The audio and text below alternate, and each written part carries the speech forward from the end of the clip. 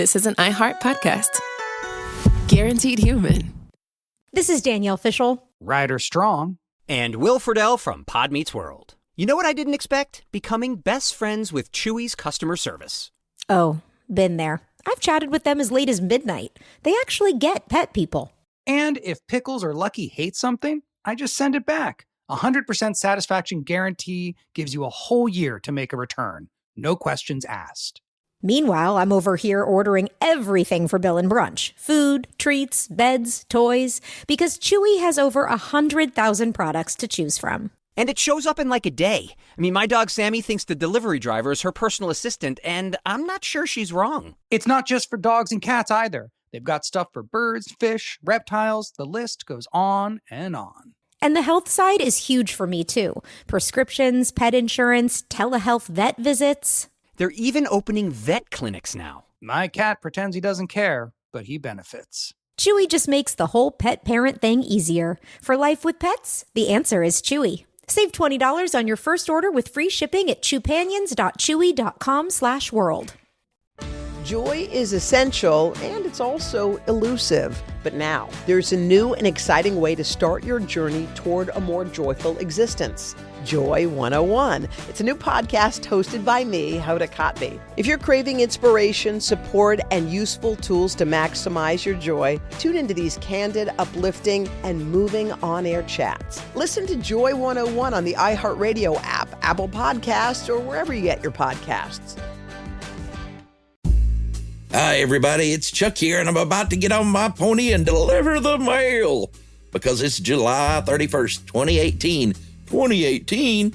Don't you mean 1820? No, I mean 2018, because that's when this select episode was belched out by Josh and Chuck. It's called How the Pony Express Worked. Yeehaw!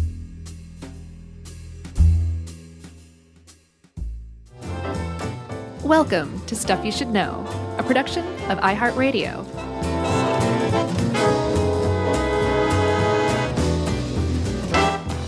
Hey, and welcome to the podcast. I'm Josh Clark. There's Charles W. Chuck Bryant. There's Jerry over there. And we're bringing you all the news fast as lightning in this episode on Pony Express. Hey, you resurrected the Don't Be Dumb Josh for a moment. Then you're also resurrected. You're also standing on your head in your chair. This is like the end of Primal Fear, man. The Don't Be Dumb Josh never went away. There's nothing but the Don't Be Dumb Josh. Whoa. Mm-hmm. I hope I didn't ruin that for anybody just now. Yeah. I probably did, but come on. It was the 80s. Yeah, there was a bit of a discussion about on the Movie Crush Facebook page about me spoiling things that are old movies. Like Jaws, like the shark dies? Like, a bunch of people came to my defense. They were like, there's a limit on spoilers. Like, if you're talking about a 10-year-old and older movie, like, come on. Who was it that chose Jaws? Was it Roman? Yeah, Mars? Roman Mars. He's got great taste, man. I watched that movie twice in the last 2 weeks. It's so good. The first time it was on mute, and I was still, like, engrossed by it. Yeah. And then I recently watched it from, like, start to finish for the first time in well over a decade. And I was like, oh my God, this movie's good. It is basically perfect. Yep. Everything about it. It's just enjoyable. It's beautifully shot. The characters are great. It's just wonderful. Here's to swimming with bow-legged women. Oh, yeah. Man, he's quite a character. God, Robert Shaw is so good in that movie. And Dreyfuss, man. Yeah. All of them. It's just so great. Yep. Even Roy Scheider. Yeah, my favorite moment in that whole movie, I think, well, gosh, there's so many, but don't spoil it. It's when that real moment, like Spielberg peppers in these moments that just make it such a richer film. Like when he's sitting there with his kid before Dreyfuss comes over for dinner that night. Uh-huh. He just has that moment with his son where he asks him for a kiss, and it's just leaving in just little tidbits like that make the movie so much more rich. Yeah. Love it. That's our Spielberg. I have a question for you. Uh-huh. Has there ever been more attention paid to a utter failure of a business that was only open for about 19 months than the Pony Express? Trying to think. It's really remarkable. Yeah, it's like the new Coke of mail service. Because when you said this topic, I was like, oh, hot diggity dog. This is going to be great. And it's an interesting story, but it's like, wow, the Pony Express was a big, fat failure. Yeah, really. So one of the articles we're working from is called The Pony Express, Riders of Destiny. In parentheses, couldn't resist that. Christopher Corbett. And he basically makes the case that the most interesting thing about the Pony Express is the fact that we remember it at all. Yeah. That's the real story behind it, because that's a you're lot of his absolutely articles, right. for sure. It was a big, stinking failure business-wise. It was a success as an actual mail service, but as a business, it was terrible. The timing was terrible.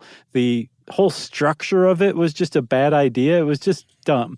But it was, as far as a service goes, if you're looking at the very definition of the word service, it was invaluable for a lot of people.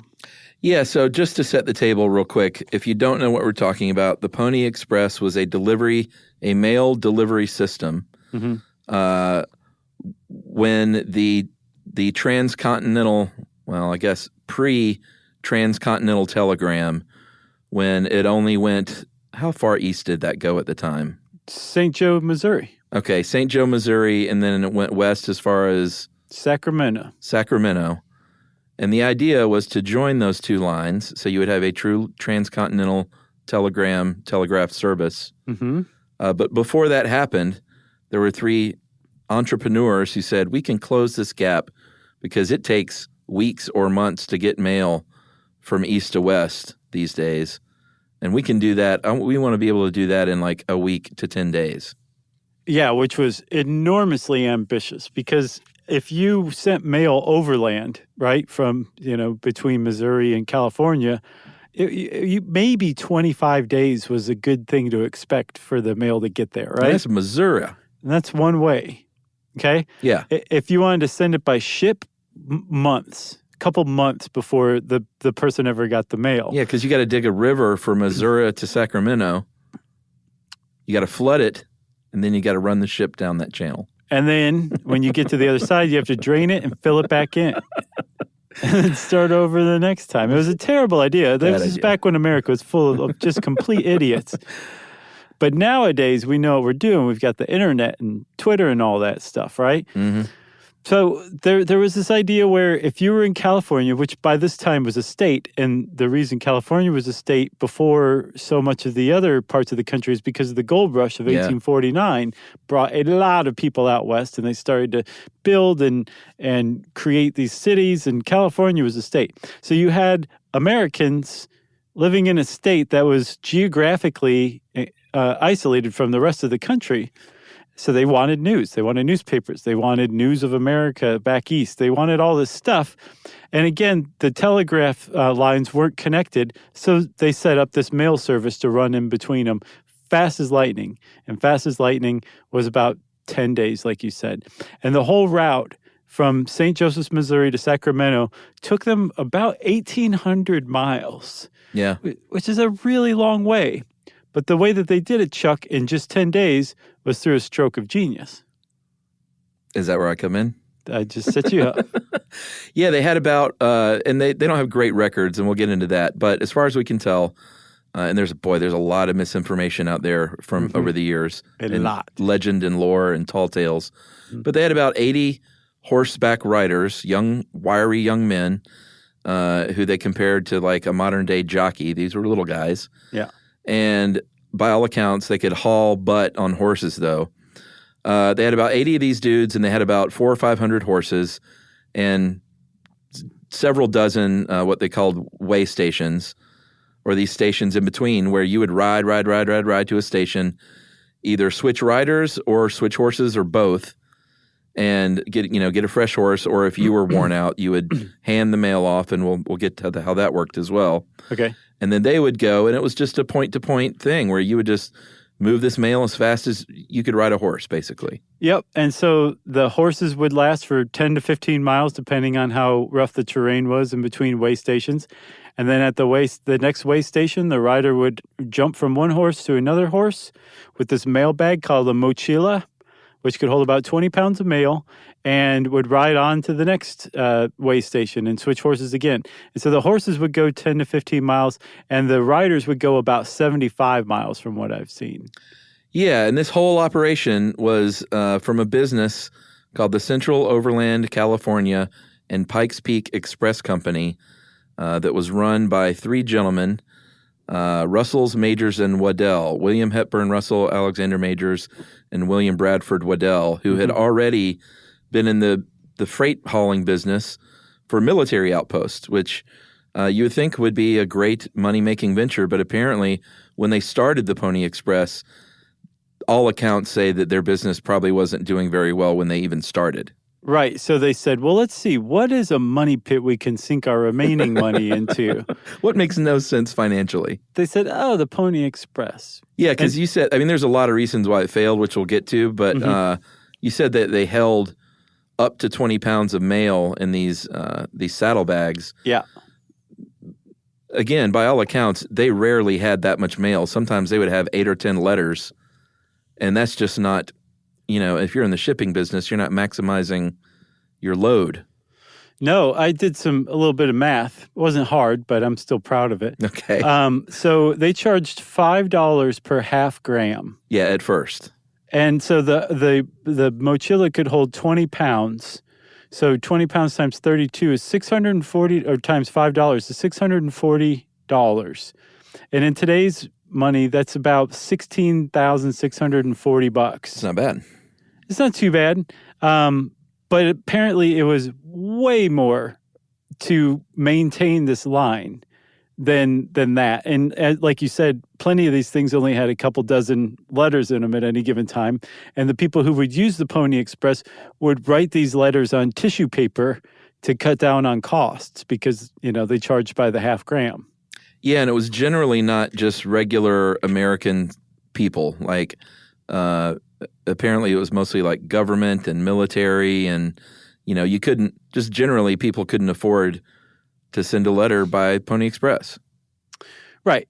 So for the most part. Newspapers would send cables to other newspapers, or like you said, government. Although the government never officially granted a contract to the Central Overland, they would use them, but there was no official contract. And I get the impression that had they ever landed a government contract, they might have actually made money. Although I don't think it would have ultimately kept them from their fate. But the fact that they didn't have a wide customer base, they didn't have a government contract, and then this was just such an expensive venture, and they couldn't possibly make their money back from it. It was. I don't know if we've gotten the point across yet or not. This is a terrible business venture. Yeah, and what made matters worse, I mean, they were likely doomed. Maybe we should hold off the final nail in the coffin until later. Okay. Even though it's pretty obvious if you're paying attention. But one thing that hurt them along the way for sure was the Pyramid Lake War. Yeah. Or the Paiute War. Yeah, I even looked it up. That's what Emma Sang says it was. That was in Nevada and Utah mainly, and that was a war that took a great toll on especially these way stations. Mm-hmm. And if you were a way station dude, you fared much worse than Pony Express riders as far as activity and attack from Native Americans because you were a sitting duck basically in a station that seems to be no more than just like 4 walls and a dirt floor and maybe a horse corral and a thing to put water in. Yeah, on the open prairie. Yeah, you were sitting out there. Yeah, and during the Pyramid Lake War, hostilities between the Paiute and Shoshones who'd banded together with the Pyramid Lake tribe, those 3 groups rose up together against these settlers, the Euro-American settlers who've been coming out there and just basically encroaching on their land. Yeah. The straw that broke the camel's back was a pair of brothers, Euro-American brothers, kidnapped a couple of Paiute, I think 12-year-old girls, and raped them and kept them hidden at one of these little towns, these little frontier towns. And the Paiute Indians got wind of this and went and found them, killed a couple of the people, burned the town down, and then started going from like town to town, or town to town, but also way station to way station. Yeah. just like massacring people there, burning down way stations, just basically like torching all of these places, right? And at first, the cavalry was called in and grossly underestimated what the Paiute and Shoshone and Pyramid group was capable of, and just got whooped, basically. And then the further reinforcements that got called in were basically able to bring it to a standoff. But this whole thing just raised tensions from simmering below, the surface to outright what you would call a war between these tribes and the Americans who were pressing into their land. So from that moment on, it got way more difficult and scarier to be a Pony Express rider.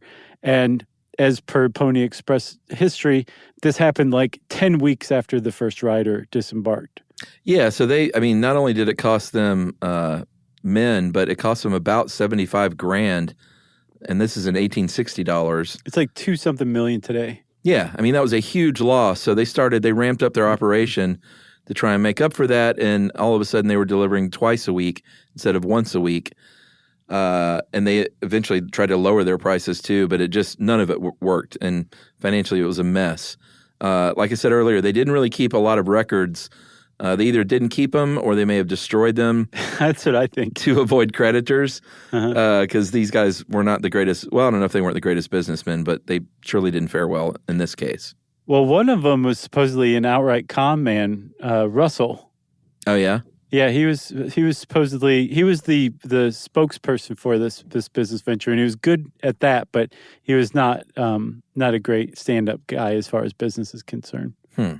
So the image that you get in your head of Pony Express are these guys riding full bore on these horses, being chased by Native Americans and desperados, and apparently all the many of the books over the years, even ones that sound super official, a lot of times were just made up stories. And we'll talk a little bit about who finally got in touch with a lot of these riders, but apparently when they were officially on record, they didn't talk a lot about fighting the Native Americans or anyone. They talked about the weather stinking, about being ripped off and not being paid, sort of like normal business complaints. And it wasn't like the thing that you see at the Wells Fargo Bank. Like, yeah, we rode horses fast, but it kind of sucked. Right. But the thing is like this was a legend in its own time, is how I've seen it put. We'll talk about that after a break. How about that? Yeah, let's do it. Okay.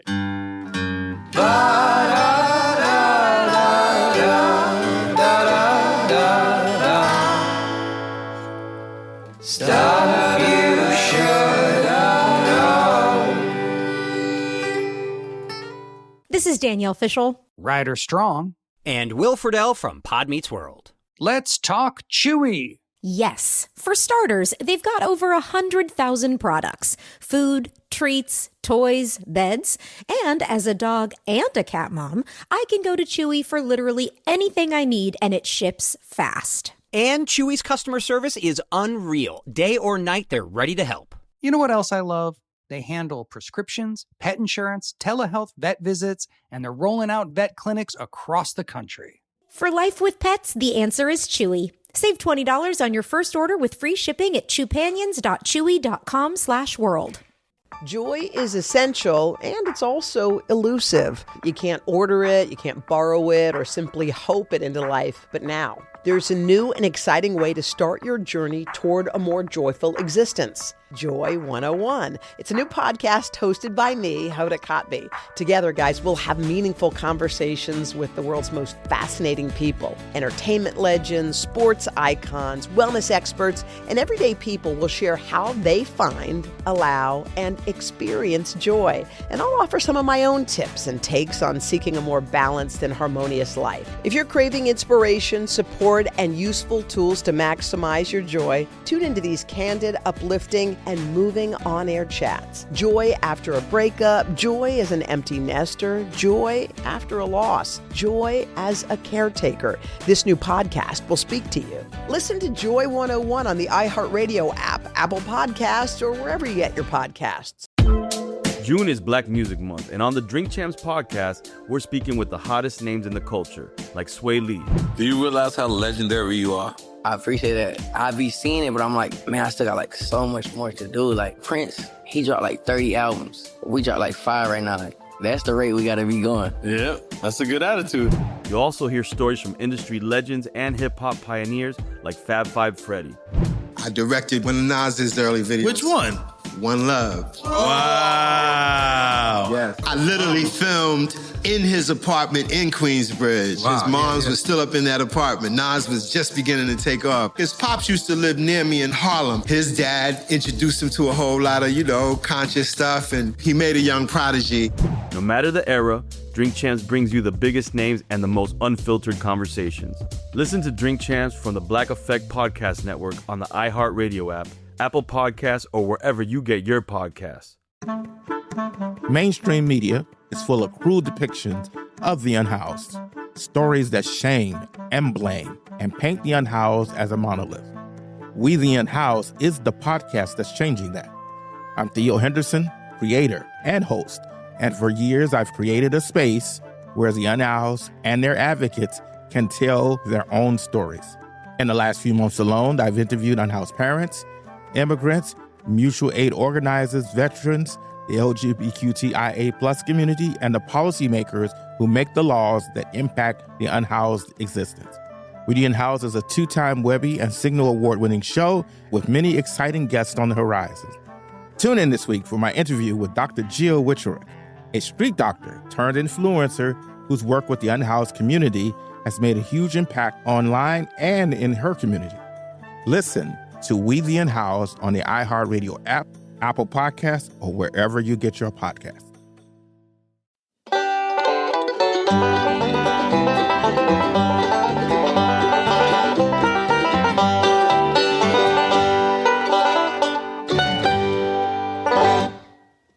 So Chuck, we said that the Pony Express was a legend in its own time, and that is absolutely true. Like there was, again, in part of William Russell's superior spokespersonship, I think is a word. They like newspapers wrote about it. In Sacramento, they called it our friend the Pony. Yeah. I think they weren't referring to drugs. I think they were talking about the Pony Express. Yeah. But people loved the Pony Express. It was just hugely innovative, and the idea that like these guys were out there riding as fast as they can for scores of miles with bandits on their tails just to bring us the mail. People fell in love with this thing, even though at the end of the day, the thing lasted like 18 months. Like the Pony Express, this huge legend that we think of, it was an 18-month business venture that ultimately failed, right? Yeah. But it was a legend, and one of the reasons it was a legend is because there were real deal exploits going on the trail. There were some riders who were just amazing. Like one guy was called, what was Pony Bob's last name? Haslam. Yeah. Right? Pony Bob Haslam. He was one of the riders for the Pony Express who, ironically, wasn't as legendary as he should have been because he was the actual real deal, but he ended up being forgotten because I get the impression he wasn't much of a self-promoter. Yeah, he made a legendary documented journey of 380 miles without relief at one point, where he basically rode, went to his station to switch riders, and the guy there was like, well, I'm not going. Like there's Indians out there trying to kill me. And so he was like, all right, I'm going to keep going. And he kept going and delivered the mail and eventually made his way back. And it ended up being a 380-mile round trip. And he's, like I said, there's not a lot of great documentation, but even though he's been lost to history, he was very well documented as an expert rider. Yeah, he definitely was. There was another one called Billy Fisher, who had a pretty interesting claim to fame. He was out riding on the trail, and it was during a snowstorm. So this is another thing, too. You said that the riders complained about things like the terrible weather. Sure. Like they were carrying mail from, Missouri to Kansas, Nebraska, Wyoming, Utah, Nevada, California. That's some tough weather. especially say like in January, you're going to run into some terrible snowstorms, right? Mm-hmm. And Billy Fisher found himself in one of these snowstorms, and he just dismounted. He's like, I just got to go over here and go to sleep for a little while in a blizzard. And he started to fall asleep, and he woke up to something licking his face, and it was a jackrabbit who had basically licked his face till he woke up. I didn't know they licked. I think this may have been his spirit animal, actually. And the rabbit like startled Billy Fisher, and Billy Fisher startled the rabbit, and the rabbit ran off. But it woke Billy Fisher up, and he said, "If that rabbit hadn't licked my face and woke me up, I never would have woken up. I would have just frozen to death out there in this blizzard." But he was woken up enough and realized the gravity of the situation enough that he got back on his horse and kept riding to safety. Sounds like legend. Yeah, and to top it off, his great-great-grandson is William Fisher, who was one of the U.S. astronauts who flew the space shuttle. Oh, how about that? So legend. And these stories are like going around and like being circulated in newspapers and among people while the Pony Express is going on. Yeah, I mean, there were some very bad, not exploitive, sensationalist books written over the years. And then there was also a couple of real legitimate dudes, Captain Sir Richard Burton, the famous British explorer, and one Samuel Clemens, 25-year-old future Mark Twain. They both individually kind of spent some time out there documenting the Pony Express. And it seems like Burton didn't have a good time out there. He didn't like the West. No, he didn't. He always complained about the flies and the fleas and just the filth and just the people. He just was not a fan. But he still gave a fairly accurate account of like the day-to-day of a Pony Express rider. Clemens, Mr. Future Mark Twain, seemed to have a good time, and in his true fashion, wrote some of the some really flowery eyewitness testimony about seeing these horsemen coming across the tundra or the plains. It's pretty cool. You gonna read that? No, it's too long. Well, everybody go read that. It's in Roughing It, which is his book about traveling the U.S., and he surfs in it. Did you know that? I didn't. He goes to Hawaii and tries surfing when they used to surf on like 10-foot long wooden boards that would take your head clean off. Go read that quote in your best Hal Holbrook impression. That's nice. That's really a good way to do it. I'm more a Val Kilmer, Mark Twain guy. Oh, God, that's right. I forgot he did that. Everyone did, Chuck. Man. So you had Mark Twain and Captain Sir Richard Burton providing like contemporary accounts, but that is virtually it, right? There were, again, this is a failed business venture. Let's go ahead and tell them what happened, why it was a failed business venture, Chuck, why it ultimately died. Well, they finally hooked up they finally closed that gap on the telegraph. They're like, well, we can go coast to coast now, so you're sort of literally immediately out of business. Yeah, 2 days later they closed. The first rider headed out on April 3rd, 1860, and it was October 26th of 1861 where the last one headed out from St. Joe's. And some people will say, well, it didn't actually stop in October. It was actually November because those mochilas didn't end up in Sacramento until November. That's fine, whatever. It was like 18 months, 70-something weeks of operation. And people loved it at the time, but as with most things, once the new, better, greater thing came along, the telegram, they forgot about it pretty quick. And we really honestly would not have any recollection of the Pony Express. It would be a footnote to a footnote in history if it weren't for one guy named Buffalo Bill Cody, who actually is the reason why we all remember the Pony Express. He had a soft spot in his heart for not just the Pony Express itself, but one of the founders, I think it was Alexander Majors, right? Yeah, I think so. Who... he gave him a job when he was a kid. Gave him a job when he was a kid. And while Bill would go on, or Buffalo Bill would go on to say, well, I was actually a Pony Express rider, all historical evidence suggests that is not actually the case. But he definitely did work for Alexander Majors, who was one of the owners of the Pony Express, as a horseback messenger, just not a Pony Express rider, which, if you're talking about Pony Express legend, that's a major distinction.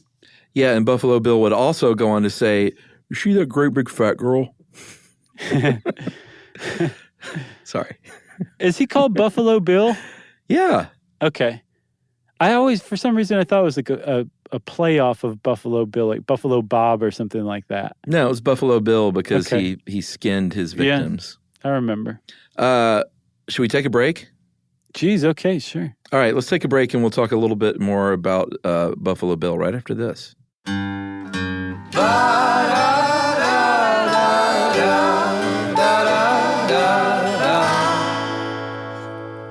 Stuff you should know. This is Danielle Fishel, Ryder Strong, and Will Friedle from Pod Meets World. Let's talk Chewy. Yes. For starters, they've got over 100,000 products. Food, treats, toys, beds. And as a dog and a cat mom, I can go to Chewy for literally anything I need, and it ships fast. And Chewy's customer service is unreal. Day or night, they're ready to help. You know what else I love? They handle prescriptions, pet insurance, telehealth vet visits, and they're rolling out vet clinics across the country. For life with pets, the answer is Chewy. Save $20 on your first order with free shipping at chewpanions.chewy.com/world. Joy is essential, and it's also elusive. You can't order it, you can't borrow it, or simply hope it into life. But now, there's a new and exciting way to start your journey toward a more joyful existence. Joy 101. It's a new podcast hosted by me, Hoda Kotb. Together, guys, we'll have meaningful conversations with the world's most fascinating people. Entertainment legends, sports icons, wellness experts, and everyday people will share how they find, allow, and experience joy. And I'll offer some of my own tips and takes on seeking a more balanced and harmonious life. If you're craving inspiration, support, and useful tools to maximize your joy, tune into these candid, uplifting, and moving on-air chats. Joy after a breakup, joy as an empty nester, joy after a loss, joy as a caretaker. This new podcast will speak to you. Listen to Joy 101 on the iHeartRadio app, Apple Podcasts, or wherever you get your podcasts. Mainstream media is full of cruel depictions of the unhoused, stories that shame and blame and paint the unhoused as a monolith. We the Unhoused is the podcast that's changing that. I'm Theo Henderson, creator and host, and for years I've created a space where the unhoused and their advocates can tell their own stories. In the last few months alone, I've interviewed unhoused parents, immigrants, mutual aid organizers, veterans, the LGBTQIA+ community, and the policymakers who make the laws that impact the unhoused existence. We the Unhoused is a 2-time Webby and Signal Award-winning show with many exciting guests on the horizon. Tune in this week for my interview with Dr. Jill Wicherick, a street doctor turned influencer whose work with the unhoused community has made a huge impact online and in her community. Listen to We the Unhoused on the iHeartRadio app, Apple Podcasts, or wherever you get your podcasts. Keith Giamanco seemed like a mild-mannered suburban dad, but secretly, he became someone else, a master of disguise who went on a crime spree. At the time, did it seem like a crazy idea? It seemed very crazy, but I felt so desperate that I felt it was the quickest, easiest way out. Did you allow yourself to think about how it could go wrong and what that might look like? No. I didn't want to manifest that. I was trying to manifest success. Every family has its secrets. But what happens when you discover that your dad has been living a double life? That is not the look of an innocent man. This is going to change my life and my family dynamic forever, because everything that had existed prior in my reality is now untrue. Listen to Deep Cover The Family Man on the iHeartRadio app, Apple Podcasts, or wherever you get your podcasts.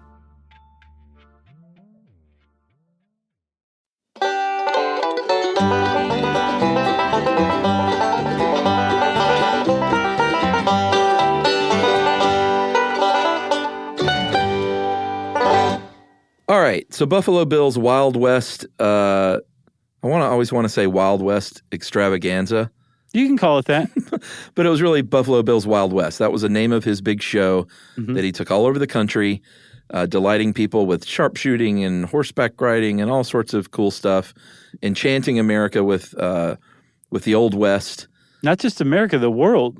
Well, yeah, and that's a solid point. I mean, he went all over Europe, and that's why, and this article points out, that's why to this day you can go to like a Pony Express themed club in Germany. Because back then he performed in front of Queen Victoria and Kaiser Wilhelm and the Pope in Rome, and basically he always seemed to have at least one reported or purported Pony Express rider in the show. It was like one of the main segments of his show. Yeah, so at one point he did have who was the good rider? Bronco Charlie Miller? No. Well, he had him. Pony Bob Haslam. Yeah, Pony Bob worked for him for a little while, and he is a definite, legit rider. The other guy, what's his name? Bronco Billy? Bronco Charlie Miller. Oh, no, that was Clint Eastwood. Bronco Charlie Miller claimed to have been a Pony Express rider. A lot of men claim to have been over the years that were not.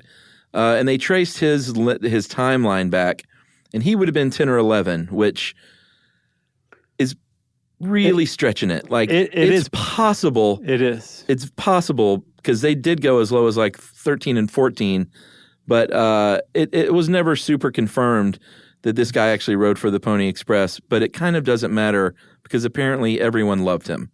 Yeah, and so the reason why it's stretching it but still in the realm of possibility is because, so like when William Russell would talk about the Pony Express and his company, he would say like, these men have to take an oath not to drink or fight. Which still happened, of course. We have like 80 people in the saddle. And in reality, yeah, they were all drunk around like at all the way stations and on the trail. And the impression is that if you needed a rider and there was somebody who said, I'll go, you were a Pony Express rider right then. So the idea that an 11-year-old kid said, I'll go, and they said, all right, fine, go. That could have possibly happened. So it's possible Bronco Charlie Miller did ride, but like you said, he was just such a great like Old West archetype. He's like a relic, yeah. They were like, whatever, we'll believe anything you say. Yeah, so through the years, like we said, a lot of bad information, a lot of legend, everything from movies like 1953, a Paramount film called The Pony Express, with Charlton Heston as Buffalo Bill. In the movie, Buffalo Bill teams up with Wild Bill Hickok to start the Pony Express. And as this author said, there is not a shard of fact in the entire film. I don't know if he meant shred or shard. Shard. All right. He could have said shit, though. It works. And then this, if you read this, it sounds super cool, like a notice in the St. Louis and San Francisco newspaper that said, wanted, young, skinny, wiry fellows not over 18, must be expert riders willing to risk death daily, orphans preferred, wages $25 per week. And that seems like, man, what a great job listing for the Pony Express. Orphans preferred. That was written in the 20th century by a journalist in the Sunset Magazine. So that probably wasn't even true. No, that's so like, again, it was forgotten. Like, so I think Alexander Majors wrote his memoirs. Remember, he was one of the 3 guys who owned the Pony Express. He wrote his memoirs like 30, 40 years after the Pony Express's last ride. Yeah. So, and by this time, most people had forgotten it. And it was Buffalo Bill who came along, actually paid a visit to Alexander Majors and found him in a fairly sorry state. He was very broke. He was in poor health and said, you gave me my first job when I was 11 after my father died, and I want to repay you by taking care of you. So he put him in a show. He let him stay at his old Scouts Rest Ranch in Nebraska, just basically took care of him. But he also was like, we've got to publish this book. Yeah. So he got Rand McNally to actually publish this book about his life as a freight, Old West freight legend guy, including the Pony Express.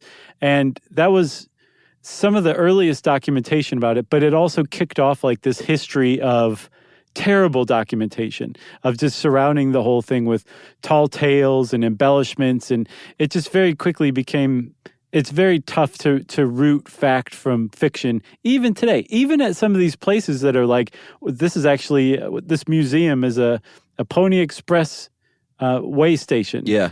It may not be the case. They're not entirely certain what the trail was any longer. They think that there's some pristine segments that aren't covered over by tracks of some sort, that they're actually like, this is the course that the Pony Express took, but they're not 100% sure. It just got lost to time. Yeah, I don't even think we mentioned that Buffalo Bill, that job he got was as a horseback delivery rider for the initial freight company, but he never rode for the Pony Express, though he did he outright claim to, or just kind of let people assume that? No, in the notes for the Buffalo Bill's Wild West show, it talked about how he was, and then it would say you should buy his autobiography. It shows even more, and then they would talk in depth about how he rode for the Pony Express for sure. If you were from the Old West at this time, you were basically expected to just lie constantly about some of the things you've done. And same, not just with Buffalo Bill, Wild Bill Hickok said the same thing. He said he worked for the Pony Express too. And he did, but he was one of those guys who ran a way station and tended to the horses. Lame. Well, he was bigger and older, so he couldn't ride. It wasn't his fault. He's a victim of circumstances. Yeah, there are also a bunch of, there was a series of last living Pony Express riders throughout the years. Various newspapers, even sometimes multiple times in the same newspaper over the years, would print articles claiming that the last Pony Express rider has just died. So we don't know if, any of them were or not, or if they were the last or not. And it finally took a woman named, a poet, apparently not a very good one, named Mabel Loving, who said, why doesn't someone actually write letters and get in touch with some of these people and get the true dirt? And she did that. She apparently wrote letters and had some correspondence with the surviving Pony Express riders as an amateur poet. And said, this was right before World War I, and apparently that is some of the only real documentation we have from some of the real riders that she eventually published in something called "The Pony Express Rides On!" ! Which apparently you can still buy if you have a lot of money. Yeah. It's like a collectible, I'm sure. Yeah, I think. And supposedly the printers lost a couple of the chapters. So, even if you buy a copy, it's not in its intact form because nobody took it very seriously, I think. Yeah. Probably because of the exclamation point. It's never a good idea. No. You got anything else? Well, I guess the postscript is after this telegraph, they, like I said, 2 days after it was hooked up, they realized that they were done for because they were already in bad financial straits. So Waddell went home to Missouri. He was broke and in debt. He sold his home to his son for $1 and still lived there. And apparently he died in April of 1872, never worked again. Russell, who was only 48, went to New York, failed as a stockbroker. Apparently no one trusted him. He filed for bankruptcy in 1865. And this was, just 5 years after it shut down. Sold off his assets to pay his creditors, went back to Missouri finally because of poor health and died in 1872. And then Majors lived the longest, and we know his story. Like you said, Buffalo Bill helped him publish his book. Right. And if Bronco Charlie Miller really was a Pony Express rider, he definitely by far was the last one to die. He died at 105 in 1955. And years before that, at age 82, he rode from New York to California on horseback to bring attention back to the Pony Express and the glory of it. Wow. Pony Express. So, final facts, they ended up losing about $200,000 in that day's money, which is millions of dollars now. Right. Their personal best delivery time, apparently, was when they carried Abraham Lincoln's inaugural address. They got it to California in 7 days, 17 hours. Not bad. And in the end, they delivered about 35,000 pieces of mail over that 18 or 19 months. And I think, wasn't only one mail shipment only one failed to make it? That's what I understand, yeah. It's a pretty good track record for a failed business. It's not bad at all. They rode a combined 500,000 miles in that time. pretty great. And again, that's the Pony Express. Totally different than what you thought about, huh? But also sort of the same. I just didn't know that it was such a flop. Gotcha. Just bad timing. Terrible timing, man. Well, if you want to know more about the Pony Express, well, get on out there on the trail, you varmint, and check it out yourself. And since I said varmint, it's time for listener mail. Oh, no, it's not. Oh, boy. It's time for... Administrative detail.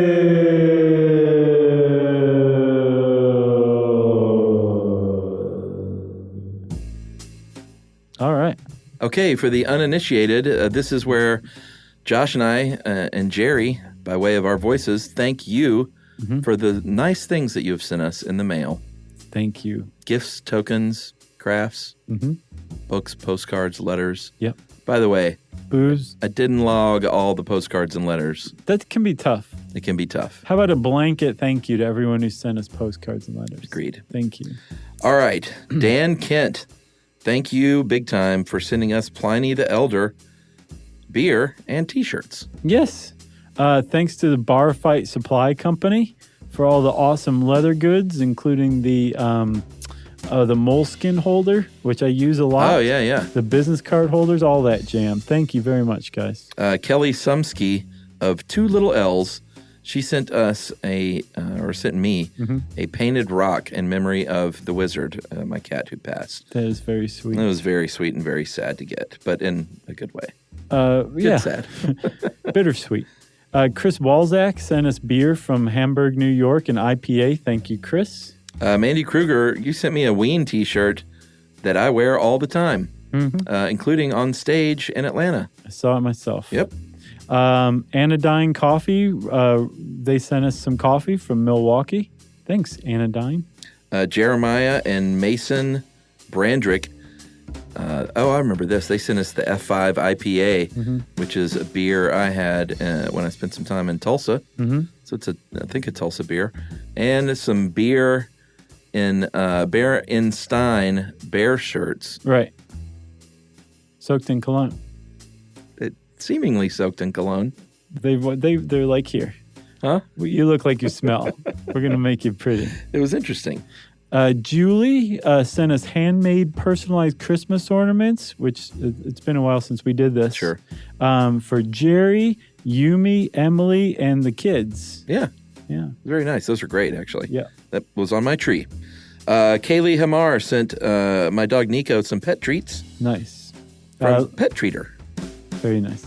Lindsay Lundstrom sent us some wonderful bottle cap keychains. Oh, those are awesome. Yeah, there was a SYSK one, a Don't Be Dumb one, Last Chance Garage, Mamas, I used that. Jerry, Red Dragon, and she's out of Etsy and Facebook at Red Dragon Handcrafts. Check them out; you're gonna love them. Yeah, it's good stuff.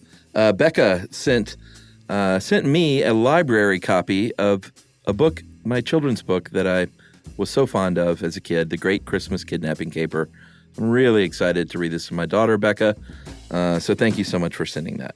Kelly Butler Olson sent Murdered by Death, a copy of Murdered by Death, arguably one of the greatest spoof movies of all time, one of my favorites. So thank you, Kelly. KBO. Yeah.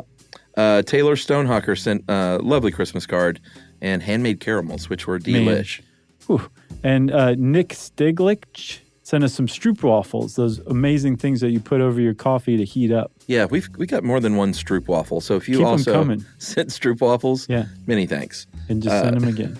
Nathan Ferlazzo, he's actually Australian. He's an artist, and he sent us, these are great, a variety of bookmarks, magnets, coloring books, all that are animals with their bodies made of flowers and plants. Yeah, it's amazing. It's really nice. So you should check this out. It's online at mariniferlazzo.au, mariniferlazzo.au. And a portion of these sales go to wildlife conservation. So gorgeous and well-funded. Speaking of gorgeous, Aiden Dale sent us metal sculpture orchids, and you can find them at Aiden, A-I-D-E-N, Dale, D-A-L-E.com.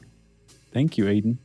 Just a few more here, folks. Elias Pagurko sent honey from their 3-colony apiary. That's pretty great. Thanks, Elias. Elias, that was awesome. Robin sent us beer and mead from Wisconsin, and it was well appreciated and didn't last very long, Robin. Thank you. No, we did not drink Wisconsin-bly. Robin, that was great. That's a T-shirt. I didn't make it up. Oh. Bonnie Bowden sent us Mold-A-Ramas guitars, yep. which I think it got from Third Man Records in Nashville. I think she also sent the Willis Tower one, which I was like, what the heck is the Willis Tower? And I was like, oh, that's the Sears Tower. Well, and we got actually more than one person sent us Mold-A-Ramas. Yeah, like Luke and David Schurskull, father and son. They sent us elephant Mold-A-Ramas from where, Chuck? Toledo Zoo. Bam. Which has probably the largest selection of Mold-A-Ramas outside of the Chicagoland area. That's right. You grew up right there in the gorilla cage. That's right. Nathan sent us his band CD EP, Missouri Loves Company. Or Misery. Or Missouri. Missouri Loves Company. Philip LaPalme, great name, sent Robert Shaw Jaw's Christmas card to Chuck. That's right. And then finally, just a couple of weeks ago, I got sent some guitar picks from Forever Pick. And apparently these picks have like better sustain and better performance. And I have not yet plucked with them, but I can't wait to use my Forever Picks. That is fantastic. Do you have some more? Yeah, we've got just a couple more, Chuck, if you'll bear with me. Take us home, brother. Josh Jones sent us Catfish Head Vodka. Oh, yeah. Thanks a lot, Josh. Doug sent us an amazing poster congratulating us for 1,000 episodes. And Olaf and Millie, the shop dog, sent us the amazing Railroad Spike bottle openers. Remember those? Oh, yeah. You can go to churchmouseforge.com. And, dude, I want to say Ian Newton, who founded the Baltimore Whiskey Company, Ian has been sending us stuff like this Shot Tower gin. It's kind of like a malty gin that I love. Oh, yeah. Sent that bourbon that you love. Just has been sending us some pretty great stuff. So, first of all, Ian, thank you. Second of all, Ian, keep it coming. And third, everybody else who's not Ian, go check out Baltimore Whiskey Company's stuff, the Baltimore Spirits Company. They have just amazing booze that's locally made in Baltimore, and you can tell it's like craft distilled stuff. You're going to love it. Delish. So thank you to everybody who sent us anything ever. Yeah. And if you sent us something in between the last administrative details and this one, and we didn't say your name, first of all, we apologize. Secondly, get in touch with us and let us know because we do want to thank you. And it's just an oversight. We're not actually mad at you, okay? Please do. And I have even more. I want to thank Doug Sashery. I know how to pronounce the name now. I don't know if you guys remember or not, but I mispronounced Tony Kacheri's seasoning, Creole seasoning. It turns out it's Tony Sashery's. And Doug let me know by sending me tons of Tony Sashery's products, and they're awesome. So thank you, Doug. I also want to thank another Doug, Doug Dixon, the CEO of Jolt Cola, who sent us some Jolt Cola care packages. And then every once in a while, people bring us stuff to our live shows. So thank you to Ron from Dundee, Michigan, for giving me the complete DVD set of Thundar the Barbarian, which I'd never seen all the way through because of swimming lessons. And a very nice person gave us gooey cakes at the St. Louis show. Our friend Dale from Australia sent us a care package of Australian candy to acclimate us to Australian candy for our Australia tour. And then John from Capistrano Beach, who sent us a giant puzzle wheel that I have yet to begin to even try to figure out. So thank you, John, for this madness. If you want to get in touch with us, whether to send us something or just to say hi, you can go on to our website, stuffpodcast@howstuffworks.com. Check out our t-shirt store at teepublic.com/stuff-you-should-know. And you can just send us a good old-fashioned email to stuffpodcast@howstuffworks.com. Stuff You Should Know is a production of iHeartRadio. For more podcasts from iHeartRadio, visit the iHeartRadio app, Apple Podcasts, or wherever you listen to your favorite shows.